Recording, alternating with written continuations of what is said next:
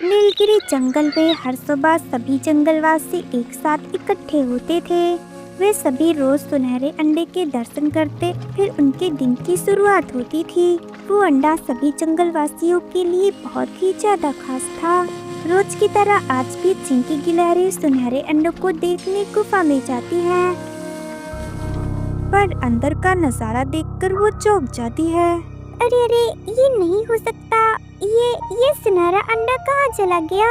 मुझे इसकी खबर महाराज को देनी होगी। वो जल्दी से जंगल में जाती है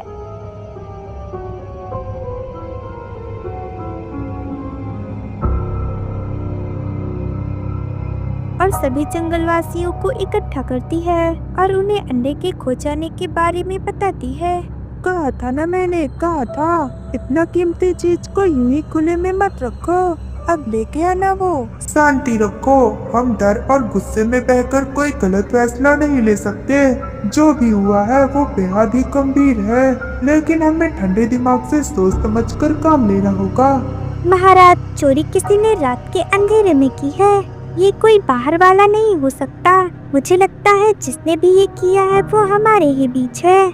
हमें जानता है गुफा का रास्ता, सुनहरे अंडे की जगह, हर बात। हाँ, तुम सही कह रही हो। हम सभी से एक एक करके बात करेंगे। अगर किसी को कुछ भी पता हो तो वो बता दो। मैं तो कहता हूँ सबसे पहले इस मिट्टू तोते से पूछो। ये सबसे अलग रहता है, अपने में खोया रहता है। रात को कई बार उसे अकेले उड़ते हुए देखा गया है। नहीं नहीं, मैंने कुछ नहीं किया। मैं तो रात को जल्दी सो गया था और मुझे बहुत गहरी नींद भी आ रही थी। सच का पता तो हम लगा कर ही रहेंगे। फिलहाल सभी लोग उस सुनहरे अंडे को ढूंढो। हाँ दोस्तों, हमें जल्दी ही उस सुनहरे अंडे को ढूंढना होगा। ऐसे ही कुछ दिन बीत जाते हैं और अभी भी उस सुनहरे अंडे का कुछ पता नहीं चलता। सुनहरे अंडे को ढूंढने की जिम्मेदारी स्वीटी लोमड़ी और टुनटुनी चिड़िया को मिली थी। स्वीटी देखो, ये सुनहरे रेशे हैं जैसे अंडे की सतह से निकले हो। हाँ, ये वैसे ही लग रहे हैं। ये रेशे गुफा से बाहर की दिशा में खिंचे हुए हैं, जैसे किसी ने चुपचाप इसे यहाँ से उठाया हो। तो इसका मतलब वो सुनहरा अंडा जंगल के बाहर नहीं गया है, बल्कि यहीं कहीं छुपाया गया है। हाँ, और चोर कोई ऐसा है जिसे इस जंगल के बारे में सब कुछ पता है। चलो हम सालू चिड़िया से पूछते हैं। सभा में लग रहा था कि वो हमसे कुछ बताना चाहती है, पर कुछ तो था जो उसे रोक रहा था। हाँ, मुझे भी ऐसा ही लग रहा था। चलो हमें उससे एक बार मिलना चाहिए। वो दोनों सालू चिड़िया के पास जाते हैं। सालू, तुम अकेली रहती हो और हम जानते हैं कि तुम रात में भी उड़ सकती हो। क्या तुमने रात को कुछ ऐसा देखा जो तुम्हें असामान्य लगा हो? हाँ, मैं उस रात जब गुफा के पास से गुजर रही थी तो मैंने परछाइयाँ देखी थी। 2 परछाइयाँ, एक छोटी एक लंबी, जो उस गुफा के पास से उड़ती हुई गई थी। तुमने देखा तो फिर हमें बताया क्यों नहीं? क्योंकि मैं डर गई थी। मुझे लगा अगर कुछ कहूँगी तो सब मुझ पे ही शक करेंगे। सालू, अगर तुम सच्ची हो तो तुम्हें डरने की कोई जरूरत नहीं, और तुमने हमें पहले बताया होता तो हम सब अब तक बहुत कुछ जान चुके होते। आप सब सही कह रहे हो, मुझे डरना नहीं चाहिए था। चलो कोई बात नहीं, अब हम चलते हैं। ये कहकर वो वहाँ से चले जाते हैं। तभी उन्हें वहाँ जंगल की सबसे बूढ़ी दादी मिलती है। बेटा, ये पहली बार नहीं हुआ है। दादी, आपका क्या मतलब है? क्या आपको कुछ पता है? 20 साल पहले भी यही हुआ था। एक रात सुनहरा अंडा अचानक से गायब हो गया था और हमने दूसरों पर शक किया था, पर चोर हमारे बीच का ही था और सबसे ज्यादा शोर वही मचाता था। ये कहकर वो वहाँ से चली जाती है। दादी की बात सुनकर वो दोनों कुछ देर तक सोचते रहते हैं। फिर वो मिट्टू तोते के पास जाते हैं। उन्हें देखकर मिट्टू तोता बहुत ही ज्यादा परेशान हो जाता है और उन्हें मिट्टू पर शक हो जाता है।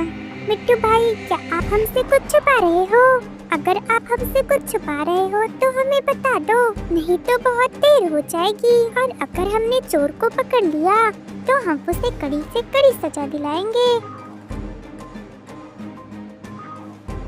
हाँ, मैंने देखा था किसी ने उस सुनहरे अंडे को उठाया था, लेकिन जब मैंने उड़कर वहाँ देखा तो वो किसी की छाया थी और उसने अंडा मेरी ओर फेंक दिया। मैं बहुत डर गया था और मैंने उसे अपने घोंसले में छुपा दिया। तो इसका मतलब वो सुनहरा अंडा तुम्हारे पास है? हाँ, वो मेरे ही पास है, पर मैंने उसे नहीं चुराया। ये कहकर वो उस सुनहरे अंडे को उन्हें लाकर दे देता है। अंडे को देखकर वो दोनों बहुत ही खुश हो जाते हैं। तुमने सच में ये नहीं चुराया ना? नहीं, मेरा यकीन करो, मैंने नहीं चुराया। मैं बस डर गया था, इसलिए ये बात मैंने किसी को नहीं बताई। ठीक है, हम इसका पता लगा लेंगे। अभी हम चलते हैं। वो उस सुनहरे अंडे को लेकर चले जाते हैं और उसे उसके स्थान पर रख देते हैं। अगले दिन फिर से सभा इकट्ठा होती है। वो सुनहरा अंडा मिल गया है, लेकिन यह कोई चमत्कार नहीं, यह सच्चाई का हिस्सा है जो मिट्टू ने डर से हमसे छुपाई। लेकिन सवाल अब भी है कि चोरी किसने की। महाराज, हमने पता लगा लिया है कि असली चोर कौन है। अच्छा, तो हमें बताओ कि किसने ऐसी गुस्ताखी की। महाराज, वो चोर कोई और नहीं, हमारे ही जंगल का कुछ कौवा है। सब लोग ये सुनकर हैरान हो जाते हैं। महाराज, ये सच नहीं, ये झूठ बोल रहा है। मैंने ऐसा कुछ नहीं किया। ये रेसे हमें तुम्हारे घोंसले के पत्तों में दबे हुए मिला है, जो सुनहरे अंडे की है। तुमने उसे छुपाने की कोशिश की और मिट्टू को भी फंसाया था, और हमें गुफा के अंदर तुम्हारे पैरों के निशान भी मिले हैं। तुम्हें अभी अपनी सफाई में कुछ कहना है? हाँ, मैंने ही किया, मैंने ही वो अंडा चुराया। पर तुमने ऐसा क्यों किया? क्योंकि मुझे नहीं पसंद है कि कोई छोटा सा सुनहरा अंडा हम पे राज करे। क्या हम सब इसके गुलाम हैं? मैं बदलाव चाहता था, मुझे ये ढकोसला खत्म करना था। ये सुनकर राजा गुस्सा हो जाते हैं। यह सुनहरा अंडा हमारे पुरखों की निशानी है, जो हमारी एकता और न्याय का प्रतीक है, जो आज भी हम सबको एक साथ जोड़े हुए है। तुमने ये ठीक नहीं किया।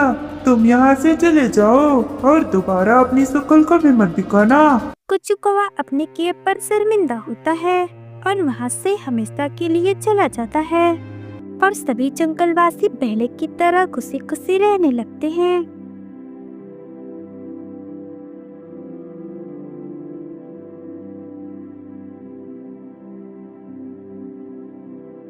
ऐसी ही स्टोरी देखने के लिए हमारे चैनल को लाइक और सब्सक्राइब करें और हमारी छोटी सी फैमिली का हिस्सा बने।